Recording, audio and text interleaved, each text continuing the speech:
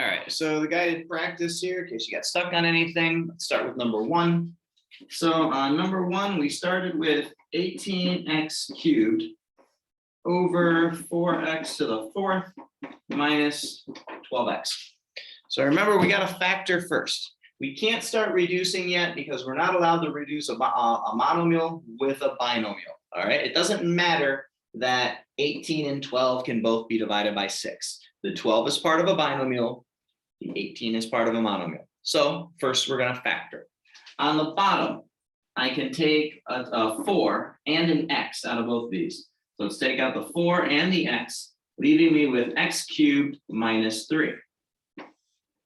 On the top here, I'm left with just 18x cubed. All right, now the monomial on the outside here is allowed to reduce with this monomial if possible. In this case, it is possible. So the 4 and the 18 can both be reduced by 2. This becomes a 2, this becomes a 9. This x is going to cancel one of these, leaving me x squared on top. So I'm going to get 9x to the second power on the top. On the bottom, I'm only going to be left with the 2 and x cubed minus 3. Remember, from here, there's nothing more I can reduce. The monomial is not allowed to reduce with the binomial. So I can't reduce the 3 with the 9. As long as it's part of a binomial, you cannot reduce it with a monomial. All right, got to remember that. Number 2.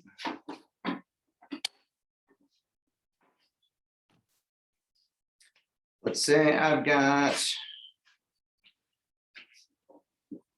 x to the 5th plus x to the 4th plus x to the 3rd all over 30x 4. All right, so here we're going to factor the top first. On the top, I could take out an x cubed. So if I take out x cubed, I'm going to be left with x squared plus x plus 1. And then 30x to the 4th still on the bottom. From there, now I'm going to see if anything down below can reduce with what I just pulled out on the side here.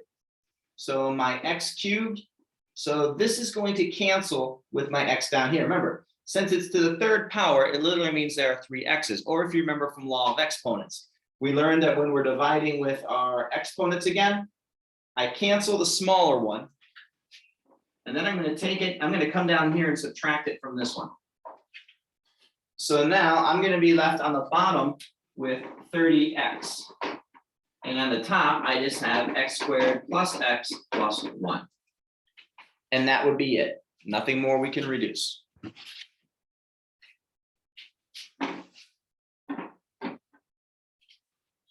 And the last one, if we have negative 10x cubed plus 30x squared minus 10x. Oh wait, sorry, and on the bottom, 4x, so divided by 4x. All right, so on the top, I can take a 10 out of everything. Did I write that right? Yeah, all right. And remember, if my front term is negative, got to take that negative out also. So I'm going to take out a negative 10x, leaving me with a positive x squared, a negative 3x, and a positive 1. All being divided by 4x. So now, see if we can reduce my 4 and my 10. This becomes a 2, this becomes a 5. Both of my x's are going to cancel each other out. So I'm not going to have any x's left. So I'm going to be left with negative 5 times x squared minus 3x plus 1 all over 2.